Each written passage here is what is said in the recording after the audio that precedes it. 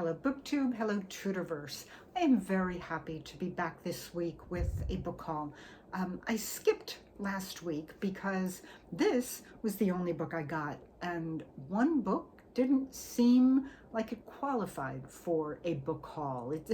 One book is barely a book heft, so I figured I'd wait and see what else showed up this week and then do it all together. I volunteer at my local library's used bookstore, so it really is a question of what happens to show up any given day or week. So this was last week, Falcons of North America, and I did a quick post about it, basically saying, yes, I will be shoehorning this into the Tudors. It does relate to the Tudors, I believe. This book is about, while it's focused on the Falcons of North America, the focus is their behavior, their nesting, what the birds are in fact like. And there's very little difference between, we have peregrines, the UK has peregrines. I mean, it's the same basic birds in most cases, and yes, I will check. And it was really, I mean, I'll kind of skip over range and things like that, although, in terms of just miles, it's the same thing. But the idea, I wanted to find out more about the birds, because the Tudors, hawking was very important to the Tudors, and it was very important to the Tudors at all levels of society.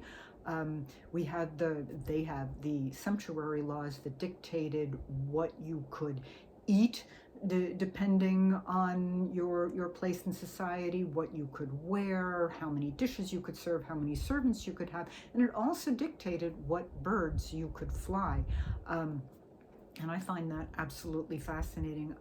For the path to Somerset, I had to work out to try to figure out, because I gave little Prince Edward Tudor his very first falcon. And there was a little bit of a fight between Edward Seymour, who was the person who gave him the bird, and Henry.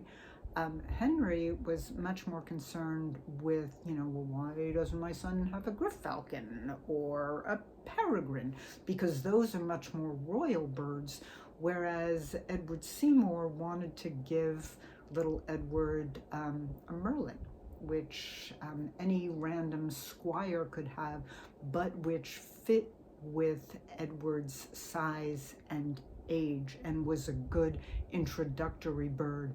And for that, this book would have been helpful, but I was lucky enough to join, I found a Facebook group called Falconry in the Field, and I found a few members who understood the whole sumptuary laws and all of those, and we were able to really work out what those birds would be. So I had a good time with that, and somebody's always hawking in one of my books, so this was a very good one to have.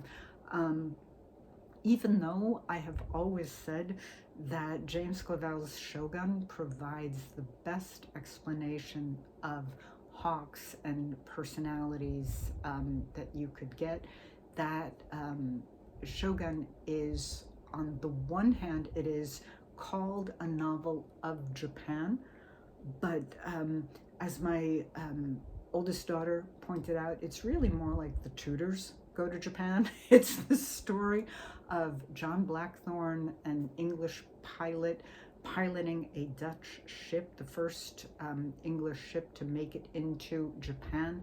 And there he encounters and has to learn to deal with not only the Japanese that he's coming ashore to, but also the Portuguese that are already there in force, that are his and England's sworn enemy. And there really is a ton of, there's a lot of Tudors in Shogun and a lot of hawking. And that got us to a conversation over the weekend. It was Mother's Day weekend, and my kids came out to visit. And talking about Shogun, I had been looking to replace that. That is my favorite book of all time. and I've been looking to replace it for the entire time that I've been working at the library. The first month I was there, I got hardcovers of almost all of Clavell's other Asian series books, Gaijing, Noble House, Tai Pan, but Shogun was missing. And every single week that I go in, I go right over to the fiction section and I look for it, and I haven't found it. And this weekend, my son, because we were talking about it, finally just said, I'm bringing back the copy you gave me, which I've been resistant to. I mean, no, I want him to have it. I've placed it in good hands. But he was saying, no, I'm going to bring it, and it'll go in with the other mass markets on the family shelves, and we'll share it. And that prodded the bookstore gods to send me, so that my son could keep his copy, to send me not one, but 2 copies of Shogun. This week we got a huge donation of mass market paperbacks, and among all of the Lee Childs and James Pattersons, there was a Clavell fan, and I got 2 copies of Shogun, and also there were also 3 copies of Tai Pan, but I only took one of the Tai Pan mass markets.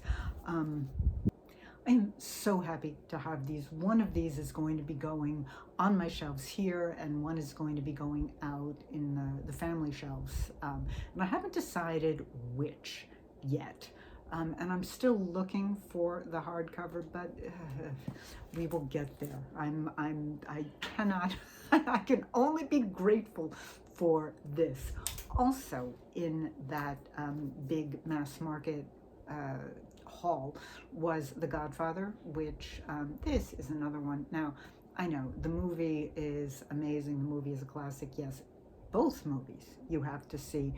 But Mario Puzo really ties the two together and adds a few additional scenes that really, the book is amazing. You know, if you've only ever seen the movie, you really should be reading the book as well. And finally, The Day of the Jackal, which is the story of an assassin who was hired to kill de Gaulle. My copy was French, and that was kind of a fun way to read it. This is English, but it is, again, I'm looking to replace a lot of the stuff I had. And then finally, I got The Course of Irish History. Now, admittedly, there are only about 15 pages of this book that relate to the Tudor era, but it is important to have the additional stuff about what went before and what is going to come afterwards. It did not go into the kind of detail during the Tudor era that I would have liked. I would still like another book along these lines to be able to refer to if I need to, but this is it's at least a start, because this Ireland was very important during Elizabeth's reign, a little bit less so during Henry's, but it was a big deal, and something that Elizabeth had to deal with. So, and that was it. That I definitely count as a haul, with the success of not 1 but 2 copies of Shogun. That is probably the best week that I've had for a while. I am not going to make any kind of, well, I hope next week works out, because I do believe that my closing words in the video that I ended April with, where I was saying, I wonder what May is going to be like, is what made me find only 1 book last week. So I'm just going to be grateful for the books I got, and hope that your week was as good. Enjoy.